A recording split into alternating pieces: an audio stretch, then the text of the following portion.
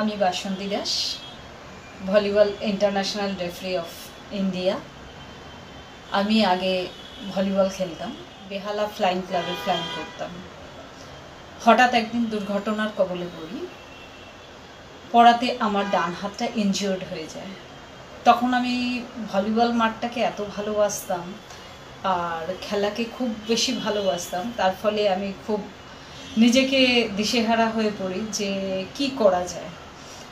তখন আমাকে সবাই উপদেশ দেন যে এইরকম অফিসিয়াল রেফারিং লাইনে আসা যেতে পারে। তখন আমি সেই প্রচেষ্টায় এগোতে থাকি।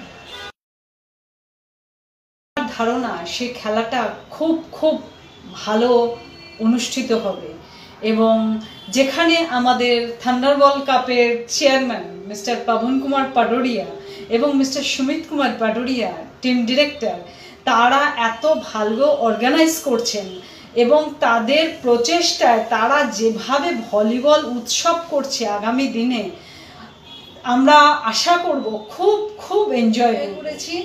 আমাদের একটাই স্লোগান ছিল, খেলবে বাংলা, জিতবে বাংলা।